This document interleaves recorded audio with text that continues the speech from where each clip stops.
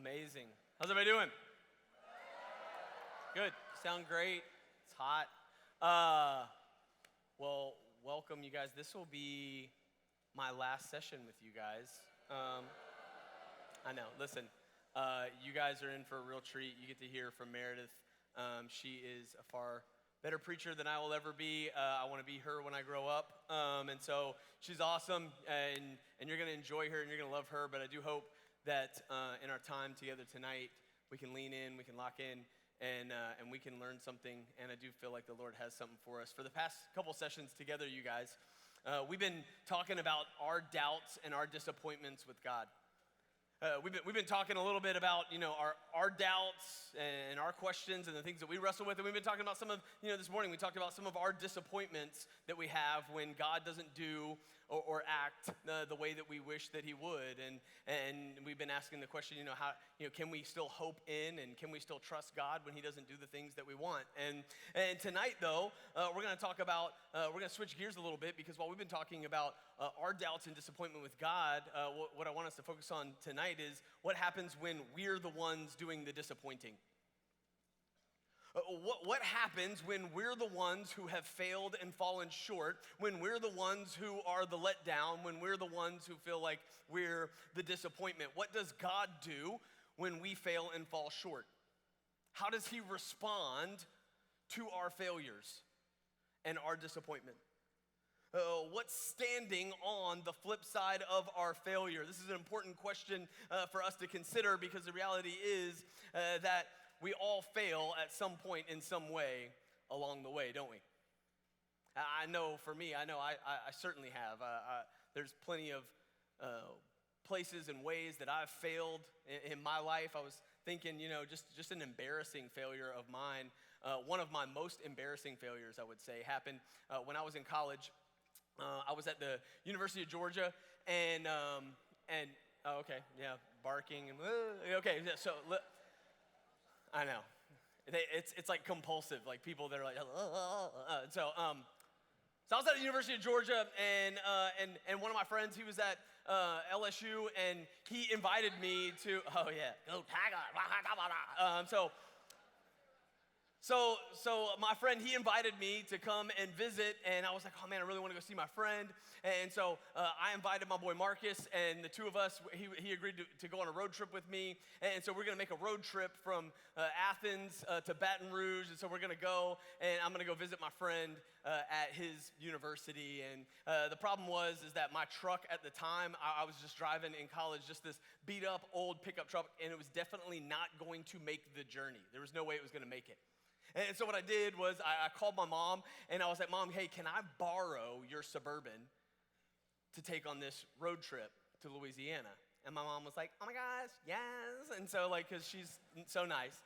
And so she graciously or naively, she allowed me to use her vehicle. And so me and Marcus, we load up the Suburban and we begin the journey. And I should have known, you guys, from the jump, that this was not going to be a great road trip. It actually ended up being one of the worst road trips ever, because right when we got, we're driving from Georgia to Alabama. We get to Alabama, we stop at a Chick-fil-A, and when we're in the line at Chick-fil-A, the lady in front of us, I guess she just forgets to put her car in drive, and she's in reverse, and she backs up, hits the front of my mom's Suburban. And we're like, what? And then she drives away, and I was like, whoa, you're eating at Chick-fil-A and you're gonna drive away? You are not a Christian. And so I was like, dang. And so she hits the front of my car and drives away. And so then I'm like, oh man, I'm freaking out. I gotta tell my mom that this lady, I'll tell her when we get back. So then we get to the next state. We're in Mississippi. We're driving through, and it begins to hail, you guys.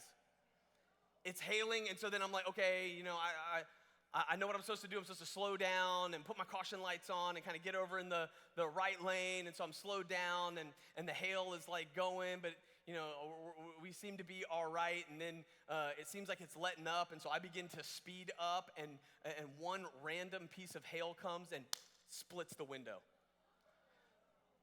I'm like, God, you know what I mean? Like, and so here we are. I got a cracked windshield on my mom's car. It's been hit in the drive-through at a Chick-fil-A, and I'm thinking, all right, we just got to get to Louisiana. We got to get there. And so we're in Louisiana, and here we are. We're driving, and we're probably 4 exits away. We're 4 exits away. Marcus is navigating. He's like, dude, we're almost there.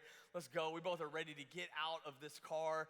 And so we're going, and as we're driving along, all of a sudden, like I'm driving, and Marcus is sitting there, and we got the windows down, and we're going, and all of a sudden we hear a boom. And it was louder than that. That was as much as I could get, but it was like, it sounded like a gunshot. And also, so we hear this, and Marcus and I both just, Suburban hits the side, and it pulls, and I'm holding with everything I've got, it pulls us off the side of the road. And so now we're half on the asphalt and half into the grass.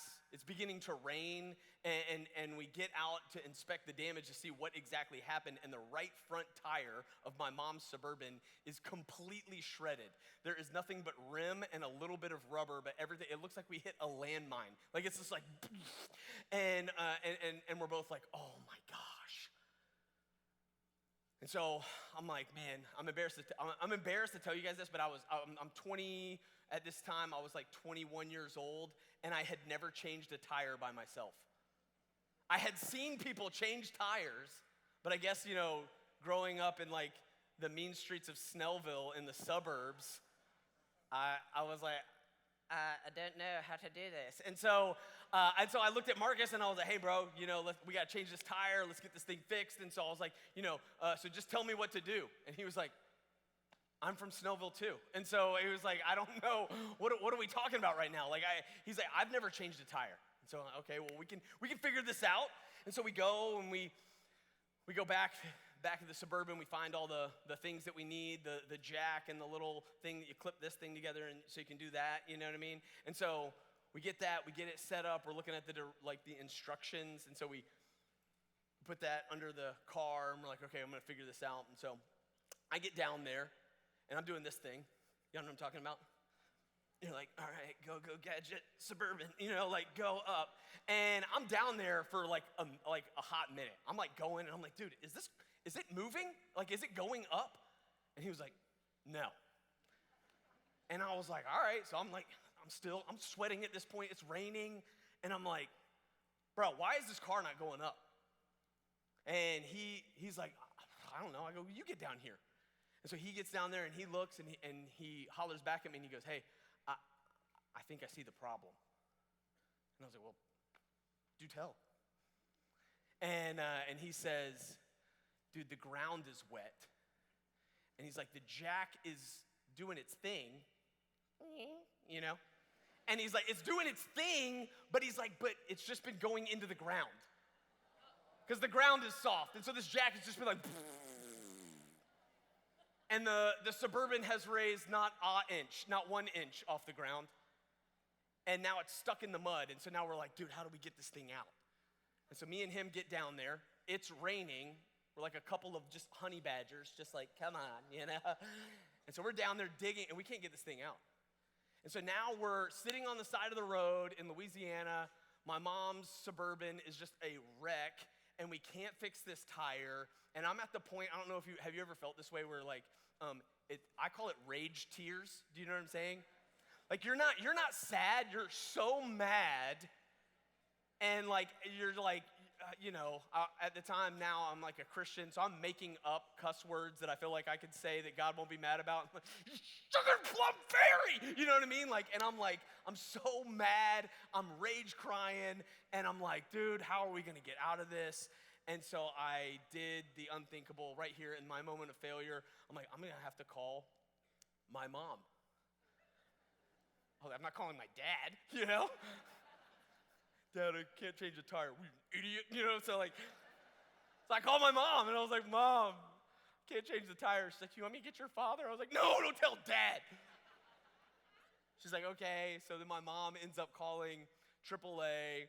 They end up coming out. They change the tire like that. It's embarrassingly fast how quickly they changed it, and we're just like, oh. And so just added to our shame, right? But that was like probably one of my most embarrassing failures. And maybe you've never failed like that. Maybe you've never had to call your mom on the side of the road in Louisiana while her car looks like, and then rage tear, cried, and had AAA come and pick you up, right? Like, so maybe you've never failed like that. But here's what I do know is that all of us, you guys, we've failed at some point. And we're gonna fail at some point. You failed a test, you failed in a relationship, you got rejected, or you got friend zoned, or you dated somebody that you knew was no good for you, and everybody told you that. They were like, he cheated on his last 3 girlfriends. And you're like, oh my God, but he's cute. And so you were like, all right, you know. And instead of listening to your friends, you trusted in his skinny abs, and you were like, and he swore it was gonna be different with you. I just love you, baby. And I know, some of this is too close to home. Don't point the person out. But you dated him, and now you're heartbroken, and you're picking up the pieces of a failed relationship. Here's the deal. We failed. And we can go deeper than this, though, because some failures are deeper than that. Like, we're laughing about some of these failures, and some of our failures we can laugh about, thank goodness. But there are other failures that are deeper than that. You know this.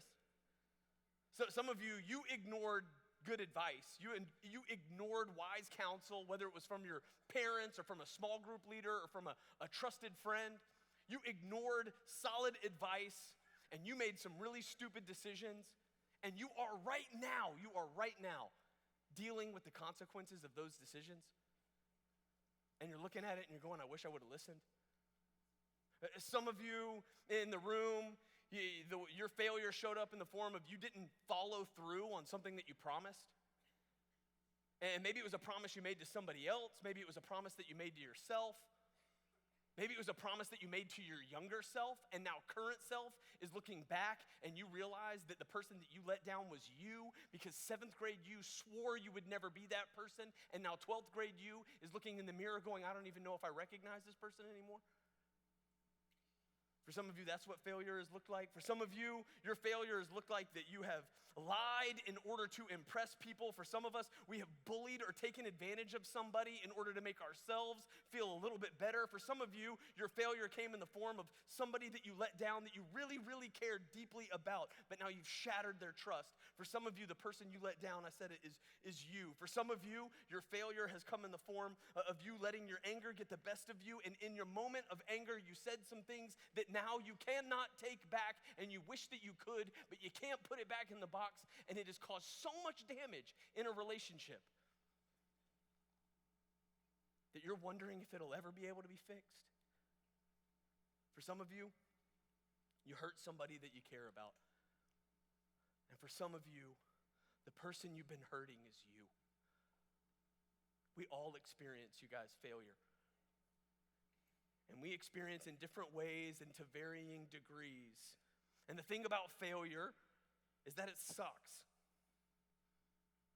And when you face failure, or when your failures come to face you and they're found out, it's embarrassing, it's discouraging, it's disappointing, it's disheartening, it hurts. You feel like a total letdown. And worse than that, you guys, honestly, for some of us, sometimes when we fail, our failures feel like they just stick to us. Like they stay with us, like you can't seem to shake it or move past it. If we're being honest, when it comes to some of our failures, right, it feels like they define us. For some of you in the room, like when it comes to your failures, you feel like it's not just something that you did, it's now become who you are. Some of you in here, you don't feel like you just messed up. You feel like you're the mess up. Some of you in here, you don't feel like you've just made a mistake. You feel like you're the mistake. For some of you in here, you don't just feel like you failed. You feel like you are a failure. And it breaks my heart, but I get it.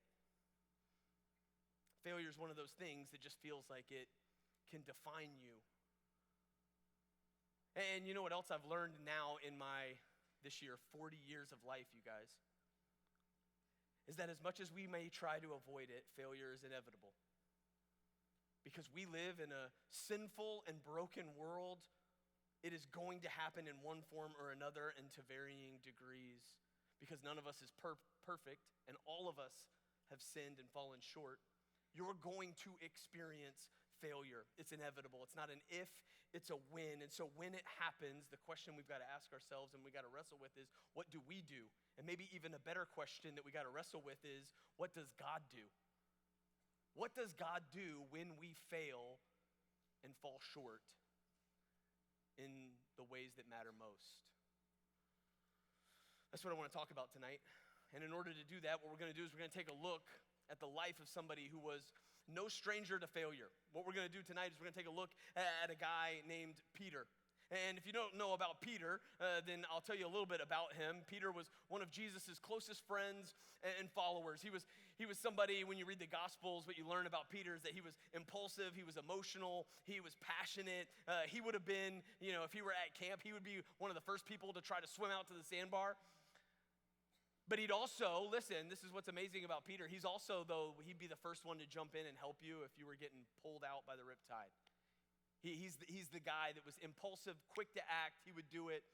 When one of you got stung by a jellyfish, Peter would gladly pee on your wound. And so, if you were reading the Gospels, right? If you were reading the Gospels and you were taking bets on who was going to stick with Jesus to the end, right? Then you would be betting on Peter. This is just who he is when you're reading the accounts of Jesus. This is what you learn about Peter. And so, and what's interesting is that not only would you be betting on Peter to see Jesus through to the end, but Peter was betting on Peter to see things through to the end. As a matter of fact, I want to show you one conversation. Right before Jesus is arrested and crucified, he's sitting down and he's having a special meal. We call it the Last Supper. He's having a Passover meal, though, with his friends, and he's letting them know about what's about to happen. And in this conversation, things take a turn and they get a bit awkward, but you see how much Peter believes that he is not going to let Jesus down. In the conversation that Jesus has with these guys, he tells them at the table, he says, hey, one of you is going to betray me, and everybody's sitting there, and they're all looking around like, well, which one's it going to be? And there's this uncomfortable moment where they're all kind of wondering, and Peter's leaning over to John, and he's asking, like, you ask Jesus, hey, John, ask Jesus, who's it going to be, right? Because Peter's like, there's no way it's me. Not this guy, couldn't be. And Jesus, he says to them, he says, I'm going away, and he's referring to his death, but they are not connecting the dots. And Peter makes a bold claim to Jesus in the midst of this conversation. This is what he says. It's in John chapter 13. In John chapter 13, this is what Peter says. It says, Simon Peter asked him, being Jesus, he says, Lord, where are you going? Jesus replied, well, where I'm going you cannot follow now, but you will follow later. And Peter asked, Lord, why can't I follow you now? He says, I will lay down my life for you. Bold claim. What's Peter say? Peter's like, Jesus, I'm all in. I will die for you. Like, I'm in. I'm going to see this thing through to the end. I will never fail you, Jesus. To which Jesus replies in true Jesus fashion, honest, direct. This is what he says. Then Jesus answered, will you really lay down your life for me? Very truly, I tell you, before the rooster crows, you will disown me 3 times. This is Jesus going, you're going to die for me, Peter? Really? Really?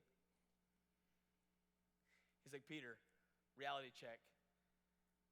You're gonna actually disown and deny me tonight 3 times before it's the next day. Which, when Peter hears that, you got to imagine for somebody of Peter's personality, he's thinking like, this has got to sting. It's got to sting, and now he's got even more, like he feels even more resolved to prove Jesus wrong. You know what I mean? And so later that night, Jesus is arrested. And in the moment where Jesus is being arrested, Peter pulls out a sword, partially thinking that he's protecting Jesus, but also I gotta think in this moment, he's trying to prove to Jesus, like, I'm not denying you, watch this. You know what I mean? And so he's trying to prove Jesus wrong in this moment, like, Jesus, I'm not going to fail you. I'm not going to let you down. Those other guys maybe, but not me. Jesus tells Peter to chill out, put the sword away. Jesus heals the guy. They still arrest him. And then this happens. It says, this is in John chapter 18. You just flip over a couple chapters. John chapter 18.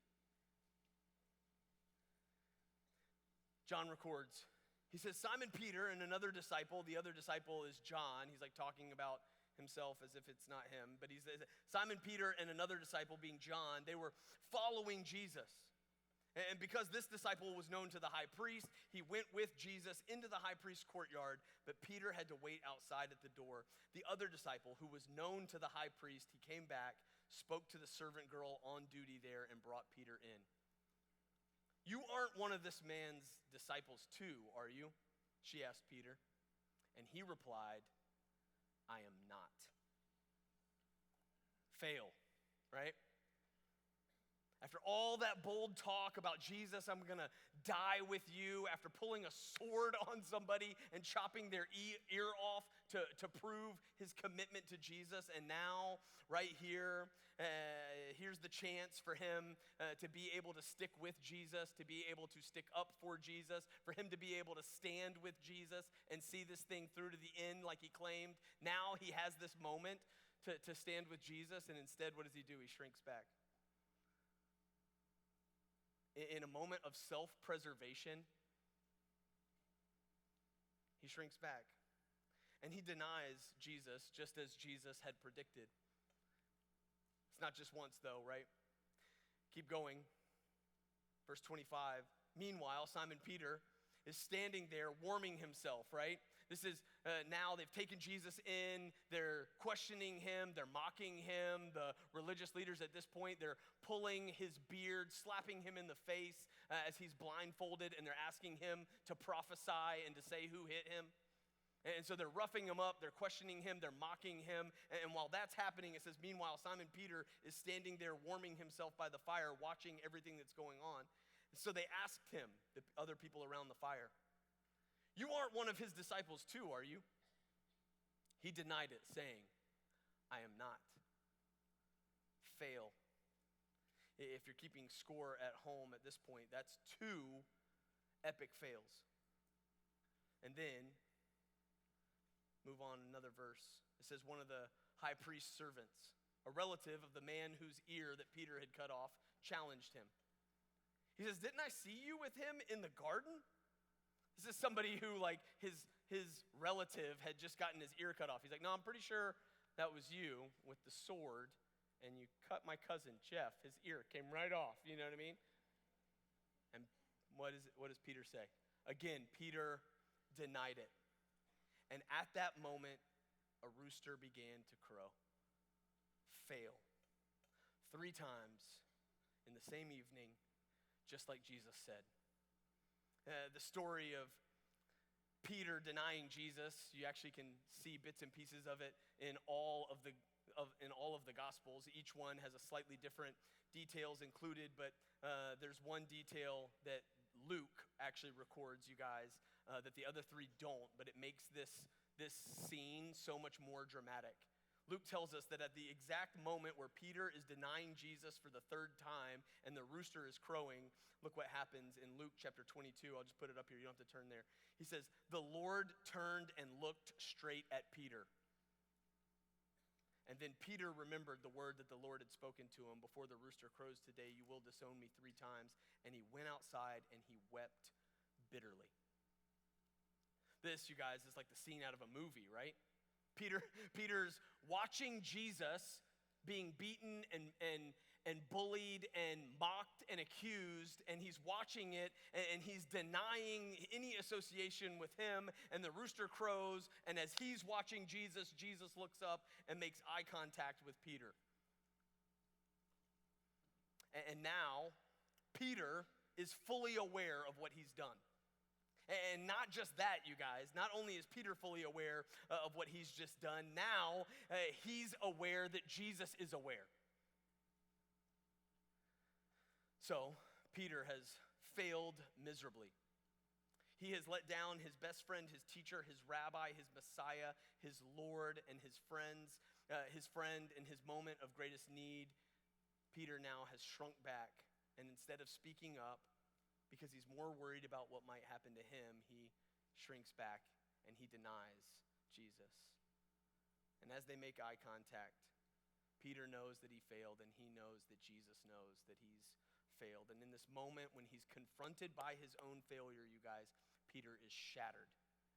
He is devastated. He steps outside and he cries, you guys, not because he's weak and not because he's soft. He cries because, listen, it is a difficult thing to face your failures. The reason why he is so broken is because it is a difficult thing to face your failures. And now he's got to be thinking, how am I ever going to bounce back from this? How does anybody bounce back from this? Following these moments after Peter's failure, if you read through the rest of the story, Jesus is then taken away, and he's beaten even more brutally, and then he's eventually taken out to a hill outside of Jerusalem where he is crucified for our sin, yours and mine and Peter's. He is placed in a borrowed tomb, and 3 days later he rises from the dead. And when Peter hears the news, he is elated and his faith in Jesus is restored, but he's still doubtful about what Jesus feels about him. His faith in Jesus is restored, but he's still not sure what Jesus thinks about him. And we see this because one of the next times that we see Peter, he's back doing what he was doing before Jesus found him, you guys. He's back fishing. And there's a lot of reasons why maybe he was fishing. Maybe that's just what he did in order to clear his mind. But I'm convinced that the reason why Peter is back fishing is because he's excited that Jesus is back, but he thinks that for him it's over.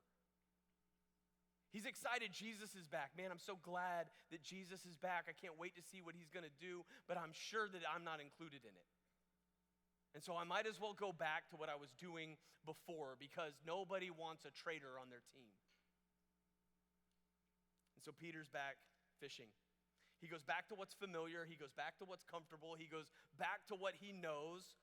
And that's what a lot of us, you guys, if we're just being honest, what a lot of us will be tempted to do and are tempted to do or have done when we fail and we fall short. We just go back to what we used to do. For some of us, we said, oh man, like I'm gonna read my Bible every day, and then you miss a few days, and then you go, well, what's the point?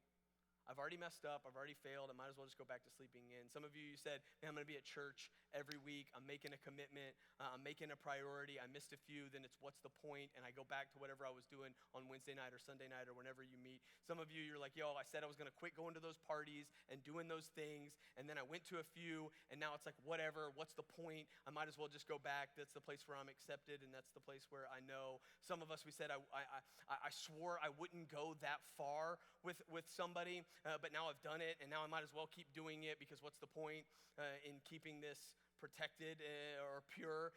Some of you said you'd quit looking at that stuff online, but then you find yourself going back to it, and then you're like, whatever, I guess everybody else does it, and so you keep doing it. For some of us, we said we'd quit talking that way. Some of us, we said we'd do things different this time, and that was at the last camp, and now you're back at this camp, and your life has been the same. And so you bump into failure, and what many of us do or are tempted to do is exactly what Peter does. Give up, go back to your old behaviors, go back to your old habits, go back to your old patterns. Peter gives up, not on Jesus, but Peter has given up on himself.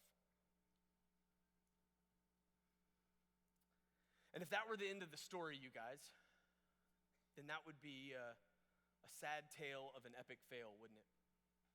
But, you guys, thankfully, that's not the end of the story, you see, because Peter might have given up on Peter, but as we're about to see, Jesus hadn't given up on Peter. Thanks be to God. A few weeks passed, right, since Jesus' death and subsequent resurrection. Peter knows Jesus is alive, but he's not thinking that he's going to have any role in the plans that the risen Jesus has in mind. After all, as we said, who wants a traitor on their team? And so Peter's back fishing, and one morning he's bringing the boat back in with a few of his friends after an unsuccessful night of fishing. It's funny, the only few times that we see Peter fishing, he's not catching anything, so maybe he needed a new career. And so someone yells out from the shore while they're coming in from fishing all night. Someone yells out from the shore, "Y'all catch anything?" They yell back, "Nothing." "Why don't y'all throw your nets on the right side of your boat? I bet you'll catch something then." "Okay, buddy." But hey, they figure why not give it a shot, because we haven't caught anything else, so we might as well. And they do just that. They throw their nets out on the right side, and they begin to pull in a catch that is too big for their nets. And at this point, Peter and the other guys remember another scene in the Gospels when Jesus had told them to throw their nets out on the other side, and they caught a catch that broke their nets. And they realized that the man on the shore, who they didn't recognize at first, is actually the resurrected Jesus. And so they rush to the shore. Peter actually jumps out of the boat and swims, but then the guys in the boat get there before him because they're like, "Why did you get out?" And so they get to the shore, and they get there, and Jesus has already got a fire going and breakfast ready, and they sit down and they eat together. And after the meal, Jesus pulls Peter aside for a conversation. And I gotta imagine, you guys, right now, Peter's probably nervous. Palms are sweaty, knees weak, arms are heavy. It's not spaghetti. They didn't eat spaghetti. He's Jewish, but I don't know what they were eating. Hummus. And so, fish. So he's nervous. And Jesus pulls him aside for a conversation, and this is what it says. This is in John chapter 21. It says, when they had finished eating, Jesus said to Simon Peter, "Simon, son of John, do you love me more than these?" "Yes, Lord," he said. "You know that I love you." Jesus said, "Feed my lambs." Again, Jesus said, "Simon, son of John, do you love me?" And he answered, "Yes, Lord, you know that I love you." Jesus said, "Then take care of my sheep." The third time he said to him, "Simon, son of John, do you love me?" And Peter was hurt because Jesus asked him a third time. I think he's realizing in this moment that Jesus has asked him a third time, and he's remembering that it was 3 denials, and I think he's probably feeling in this moment a little bit like, is Jesus scolding me here? Is he trying to prove a point? Jesus says to him, or Peter says to him, he says, "You know all things. You know that I love you." And Jesus said, "Feed my sheep." Jesus asks Peter 3 times, "Do you love me?" After Peter has denied him 3 times. And what he's doing right here is he's not trying to shame Peter, and he's not guilting Peter or condemning Peter. He's restoring Peter. He's giving him grace for each moment that Peter failed and denied him. He's extending grace, and he's offering him the chance to come back. He's not scolding Peter in this moment, you guys. He's giving him a pep talk. It's the reason why after each moment where he says, "Peter, do you love me?" and Peter says, "Yes," then he says, "Then feed my sheep." He's telling Peter, he's like, "Peter, I know you failed. I know you messed up. I know you denied me. I knew you were going to do it before you did it. I told you were going to do it before you did it. Peter, I knew you were going to fail before you ever even failed." And he says, "And yet I still loved you. And that's why I went to the cross for you, because if I thought you could be perfect, I wouldn't have needed to die." So he says to Peter, he goes, "I knew you were going to fail before you did it." So he goes, "Peter, I want to give you grace, and I want to remind you that I still have plans for you, that I still have a purpose for you, and I want you to get up and get back in the game." He goes, "So feed my sheep, feed my sheep, feed my sheep. Get back to it. Peter, you might have given up on you, but I've not given up on you." Jesus looks at Peter, He says, I know you failed, but because of my death and resurrection, I also want you to know that you're forgiven. And so, Peter, you have got to get up. Stop feeling sorry for yourself and embrace the truth that because of my sacrifice, your failure does not define you. It's something that happened, but it's not who you are. Peter, I gave my life up, and I got up out of the grave so that I could offer you a gift called grace. Peter, I know you were faithless, but I am still faithful. Peter, I know you failed, but the good news of the gospel is, you guys, that the failure isn't final. The good news of the gospel is that even though you will fail and you will fall short, and Peter failed and he fell short, that our failure is not final and it does not have the final say in our story. Jesus does. Students, hear me. Because of Jesus, failure is an event, but it is not your identity. You messed up, but you are not a mess up, and you don't have to keep messing up. You went too far, and Jesus knows it, but that doesn't have to define who you are. You blew it, but that doesn't have to shape the rest of your life. You have sinned and fallen short, but Jesus proves that he is a way better forgiver than you are a sinner. It's what he's showing Peter right here in this moment. Look, you guys, failure is inevitable, and it hurts. But thanks to the finished work of Jesus, your failure is not final and it does not define you. You see, students, what we learn from Peter's story, what I hope that you might be encouraged with, is that the flip side of your failure is not shame or condemnation. The flip side of your failure is the goodness and the grace of God. That, you guys, is the good news of the gospel. And when you, listen,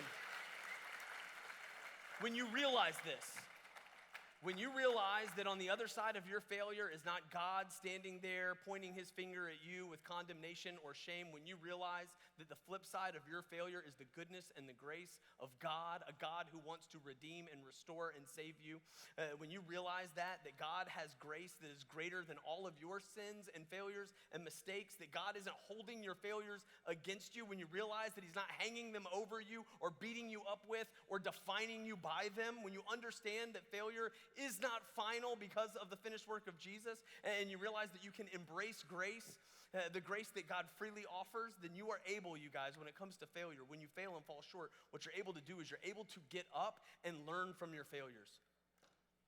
You're able to get up and learn from your failures and ask the question, what do I need to do so I don't repeat that? You're able to get up and you're also able to turn from your failures, to put them behind you and to not let them define you. And also you're able to get up and grow from your failures. You're able to get better because of them and allow them to refine you and not define you. Failure becomes something that no longer defines us, but it refines us. This is the Christian life that Jesus presents to Peter and offers to each and every one of us. A journey of progress, not perfection, learning to embrace grace when we fail and fall short. It's a life of trusting God's faithfulness and not relying on your own effort to restore you and to get back up again. You guys, this is the good news of the gospel. So what do we do when we fail and we fall short? We embrace grace. What does God do when you fail and you fall short? He extends grace. It's the good news of the gospel that we're reminded of in the life of Peter. Now, here's what I know. There's some of you in here tonight, and you have never embraced the grace that God offers you through the work of Jesus. You've never put your trust in Jesus and received the forgiveness that he wants to offer you. You have failed and you have fallen short and you have tried to figure it out on your own. Maybe you have tried to white knuckle your way through life. Maybe you have just resigned yourself to the fact that you're a failure and you have allowed it to define you, and you have never embraced the grace that God wants to give you. And tonight, I just want to be able to extend that to you. And here's the reality. I'm not gonna turn the lights down. I'm not gonna make you bow your heads. Nobody's gonna come out here and play on the keys to try to set the mood. You don't live life with a keyboard in the background. You don't live life with your head down and your eyes closed so that nobody's looking. You live life with your head up and the lights on. So, this is not an emotional decision tonight. This is just a decision. There are some of you in here tonight, and you have been avoiding trying to face your failure, and you have been confronted with the fact that you have failed, you have fallen short, you are a sinner that needs the grace of God, and God gladly wants to extend that to you tonight. So if you're here tonight and you have never embraced grace and put your trust in Jesus as your Savior and your Lord, and you would like to do that tonight, I just want to invite you, just stand where you are. If that's you, that's amazing. Just stay. You can stand.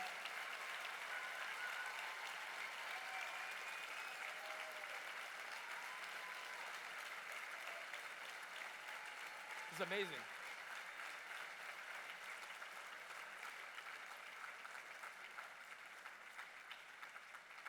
Stay standing. No, stay standing, stay standing. If you're standing right now, I just want you to know that your decision to embrace grace and to receive the free gift of God's love and his forgiveness and a relationship with him through the finished work of Jesus, that this decision right now, this is the starting line, not the finish line. I want to remind you that God doesn't promise you easy, he promises you better. I want to remind you that this is a daily decision now for you to walk with Jesus, and that he will lead you into a life that is full, that is free, and that is now forever with him. That is what you're saying yes to. And so we celebrate with you the decision that you're making. Those of you that are standing, thank you so much for your courage.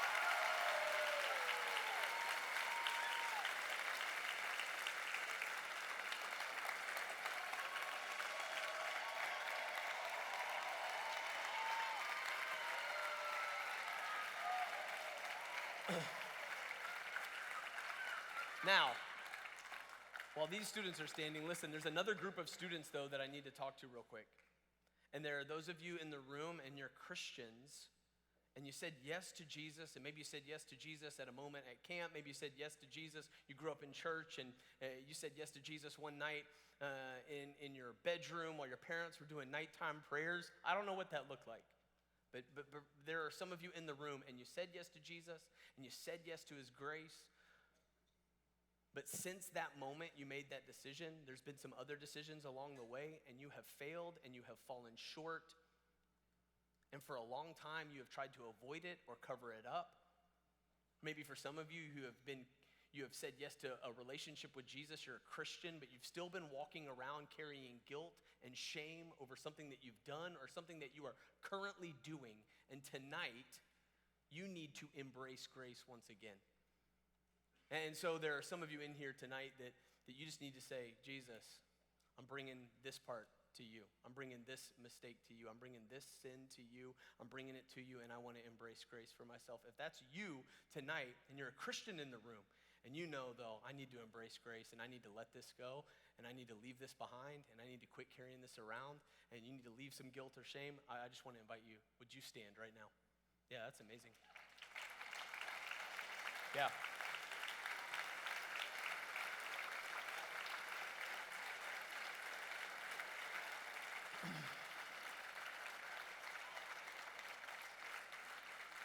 Christians, eye contact.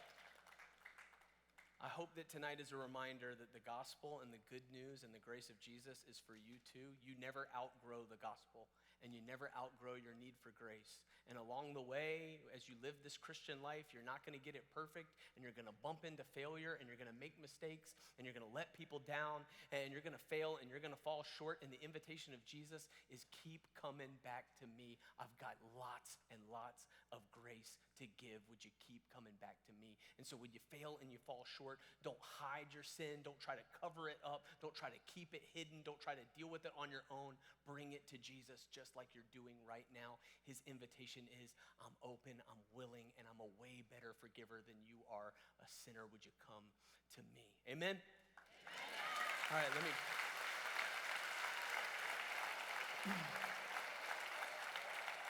I'd love to pray for us.